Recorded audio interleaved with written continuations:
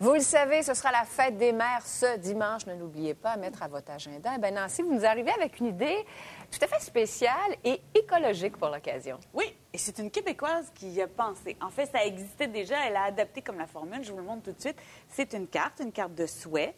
OK? C'est vide à l'intérieur. Et il y a plein de petits picots sur le papier. Ça ressemble à du papier de riz. Oui, ça ressemble beaucoup à du papier de riz. En fait, c'est lin, coton ou papier recyclé. Et les petits grains que vous voyez, ce sont des semences de fleurs. Non. Oui. Ah, qu'est-ce qu'on fait avec ça? Ben là, qu'est-ce qu'on fait avec ça, oui?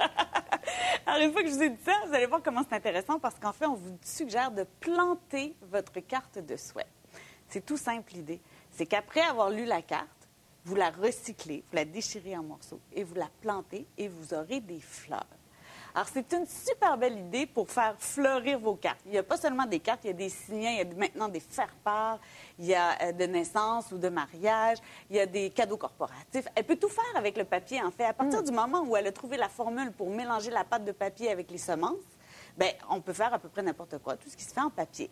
Les semences sont intégrées au papier de façon aléatoire.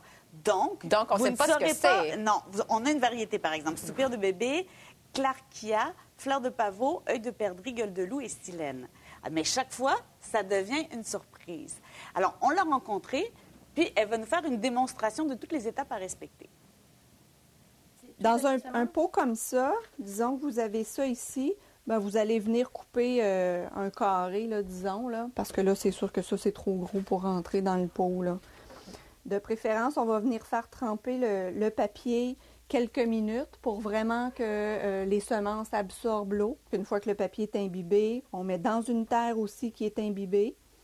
Puis, on va venir mettre vraiment juste un petit peu de terre par-dessus. Si on met trop de terre, la semence, encore une fois, elle va avoir de la misère à sortir.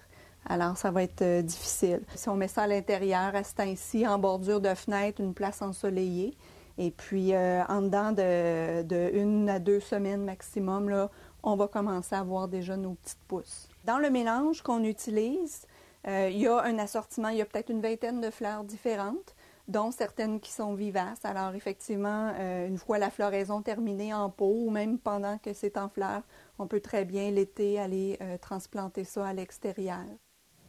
Là, vous êtes curieux de savoir qu'est-ce que ça Oui, donne après. ça ressemble à On va quoi? vous montrer les images tout de suite du petit pot de fleurs. Une fois que ça fleurit, vous obtiendrez un joli bouquet. Les cartes se vendent moins de 5 $ selon le modèle. Les signets, 3,25 $. Les ensembles cadeaux avec le pot fait à la main, 12,95 $. Il y a plein d'autres volets qui seront exploités. Il y a plusieurs points de vente et surtout une boutique en ligne où vous pouvez commander les cartes, les signets, les ensembles cadeaux, comme ce petit pot de fleurs que vous voyez. Très original. Merci beaucoup, Nancy. Ça me fait plaisir. À demain.